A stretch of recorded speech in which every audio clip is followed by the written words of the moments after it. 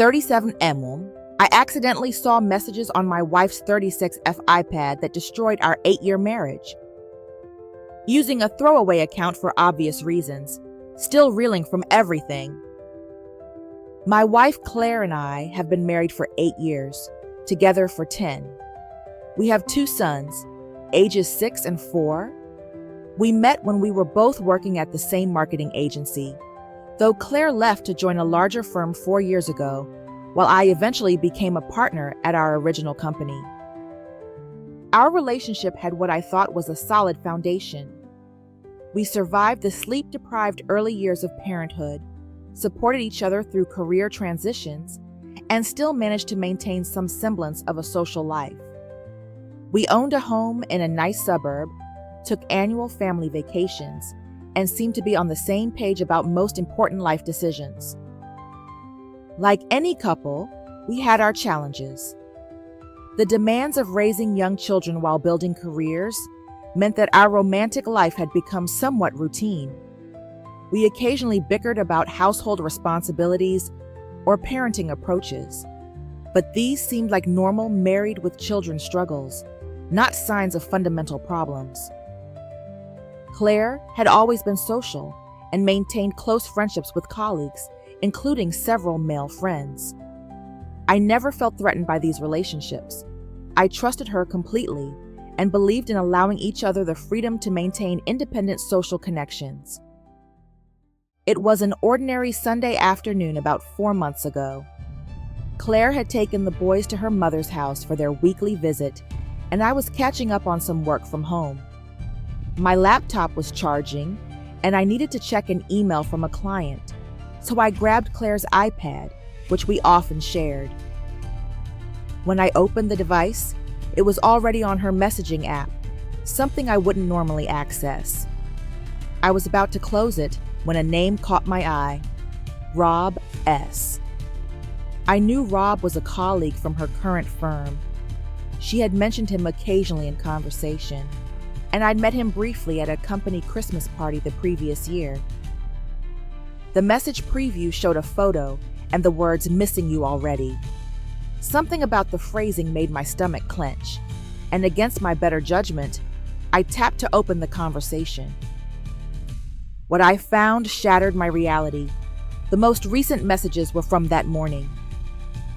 Rob, last night was incredible. Can't stop thinking about how you felt. Claire, I know, me too. Having to act normal at home is killing me. Rob, when can we meet again? Claire, Thursday? Parent-teacher conference got moved, so I have an alibi. Rob, perfect. My place at 7? Claire, can't wait. Missing you already. Accompanied by a photo of her in lingerie I'd never seen before. I scrolled up through months of similar exchanges, explicit messages, intimate photos, detailed plans for meetups disguised as work events, or nights out with friends. The affair had apparently been going on for nearly 6 months. My hands were shaking so badly I could barely hold the iPad. I felt physically ill, like someone had punched me in the stomach and I couldn't catch my breath. Every memory of the past 6 months suddenly took on new meaning. The networking events that ran late, the girls' nights with colleagues, the business trip that got extended by 2 days. I hadn't suspected anything, not once. I had completely trusted Claire, had even defended her late nights to friends who jokingly asked if I was worried about her male colleagues. Claire would never, I'd said confidently. That's not who we are. But the evidence on the screen told a different story. This wasn't a momentary lapse or a drunken mistake. This was months of calculated deception, of looking me in the eye day after day while carrying on a relationship with another man. I spent the next few hours in a daze, copying some of the most damning messages and sending them to my own phone as evidence. Then I began piecing together a timeline of the affair using our shared calendar and credit card statements. The truth was devastating. Nights Claire had claimed to be working late coincided with restaurant charges in parts of town near Rob's apartment. The business trip that got extended showed hotel charges in our own city, not in Chicago where the conference was held. There were Uber receipts to unfamiliar addresses, purchases from lingerie stores that I'd never seen her wear anything from. Most painful was realizing that the weekend retreat she'd taken 2 months ago, supposedly a self-care getaway that I'd encouraged because she seemed stressed, had actually been a weekend with Rob at a lakeside cabin. I had watched the kids alone, telling them how wonderful it was that mommy was taking care of herself while she was building memories with another man. I also discovered that Rob was divorced, no children, and lived about 30 minutes from our home. A quick social media search revealed he was 41, an executive at Claire's firm, but in a different department, which probably helped them keep things under the radar at work. I decided to wait until the boys were asleep that night before confronting Claire. I needed time to collect myself, to decide how to approach a conversation that would inevitably change our lives forever. When she returned with the kids, I maintained a facade of normalcy through dinner, bath time, and bedtime stories. My performance deserved an Oscar, laughing at our 6-year-old's jokes, helping with homework, discussing the upcoming week's logistics with Claire, as if my world hadn't just imploded. Once the boys were asleep, I asked Claire to join me in the living room. My heart was pounding so hard I could feel it in my throat. "I need to ask you something," I began, forcing my voice to remain steady.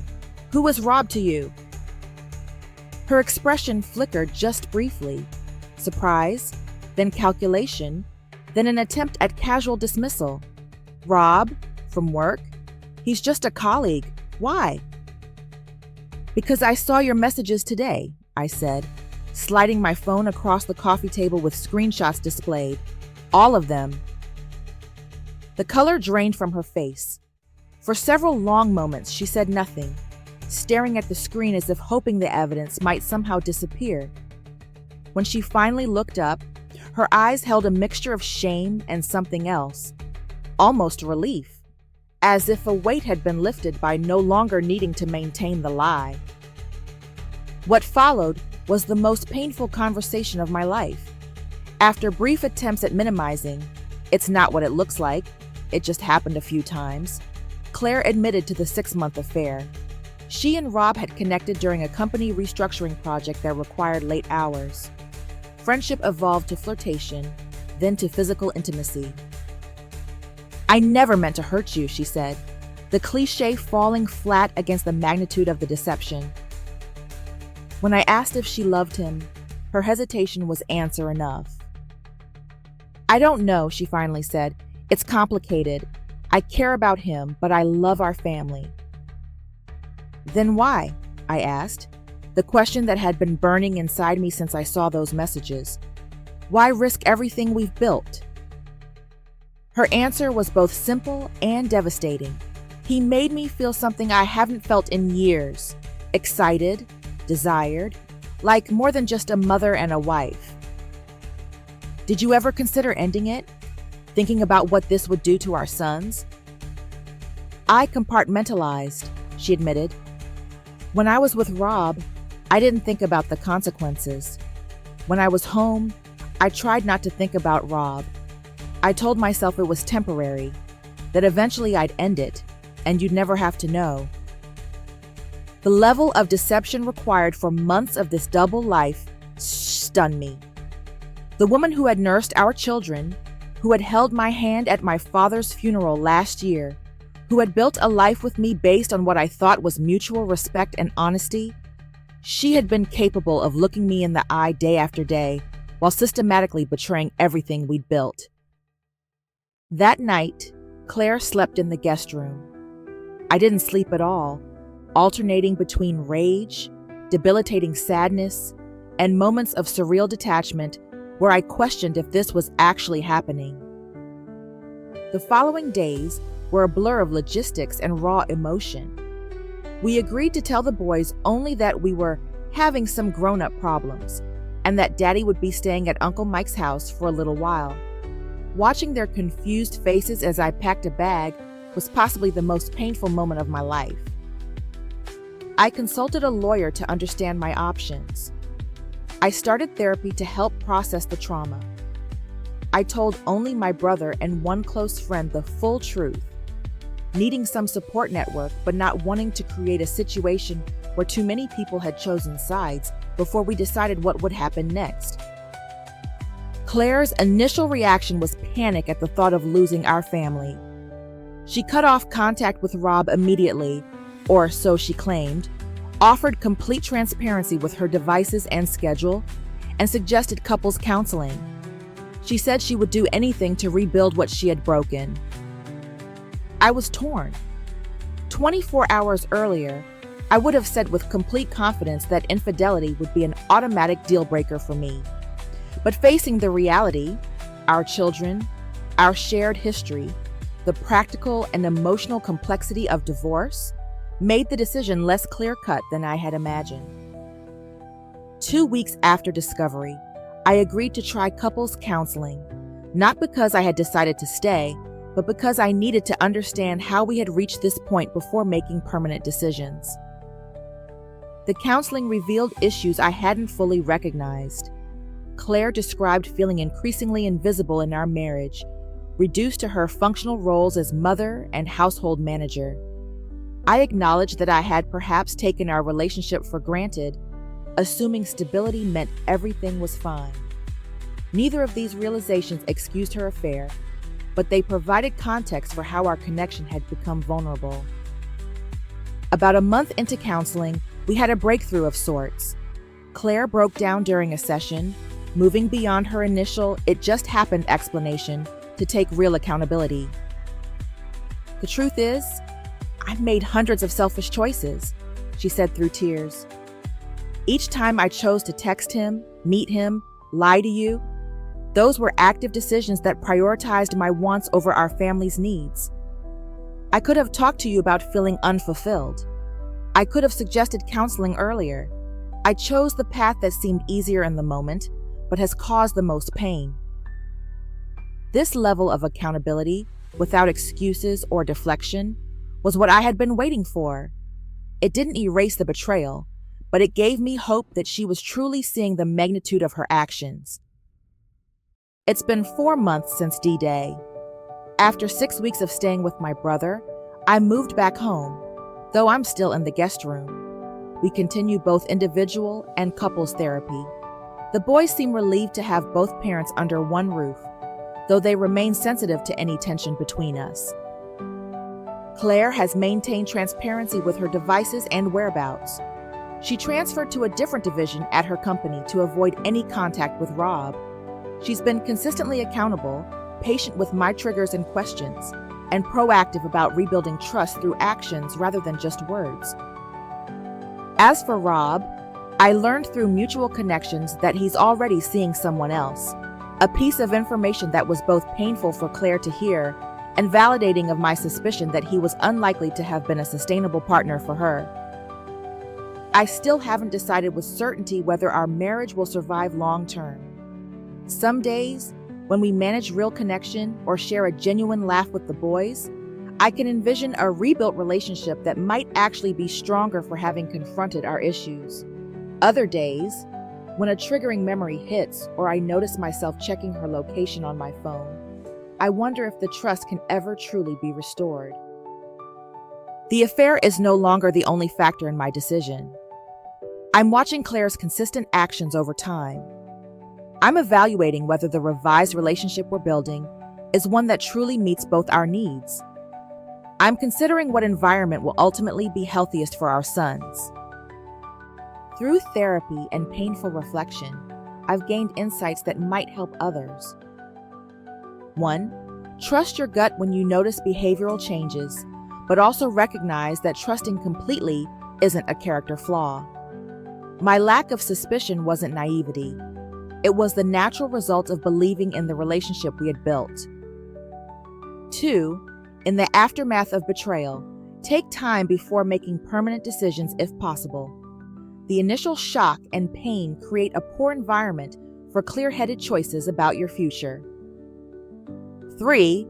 True accountability from the unfaithful partner is essential for any hope of reconciliation.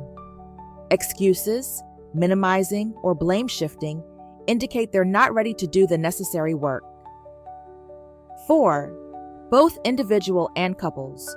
Therapy provide different and complementary benefits. Individual therapy gives you space to process your own emotions, while couples work addresses the relationship dynamics. 5. There's no universal right answer about whether to stay or leave after infidelity. The decision depends on multiple factors: the unfaithful partner's genuine remorse and efforts to change, the relationship's foundation before the affair, practical considerations like children, and ultimately, what will bring you peace. For those in the raw stages of discovery, know that the overwhelming pain does eventually become manageable. Whether your path leads to reconciliation or separation, you will find your footing again.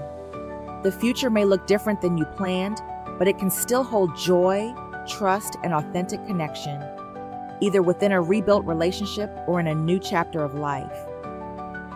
TLDR: accidentally discovered my wife's 6-month affair with a colleague when using her iPad. After the initial shock and separation, we're in counseling and cautiously rebuilding, though I haven't made a final decision about our marriage. Edit. Thank you all for the overwhelming support and thoughtful advice. To address some common questions. 1. Have you told your families? Yes, but with limited details. They know we're working through a serious breach of trust, but not all the specifics. This gives us space to work on our relationship without too many external opinions. 2. Did you contact Rob? No, and I don't plan to. My issue is with Claire and the choices she made. Engaging with him would only complicate the healing process. 3. How can you be sure the affair is truly over? I can't be 100% certain of anything right now, but Claire's transparency with devices and location, her willingness to transfer departments, and her consistent behavior over the past months suggest she's committed to rebuilding trust. 4. Are you staying just for the kids? They're a major consideration, but not the only factor. I'm evaluating whether we can build a relationship that's authentic and fulfilling for both of us, not just a facade for their benefit. 5. Will you ever trust her completely again? I don't know. Trust after betrayal is different, more informed, more cautious initially. If we stay together, we'll have to develop a new understanding of trust that acknowledges what's happened while not letting it poison our future. Thank you again for letting me share this story.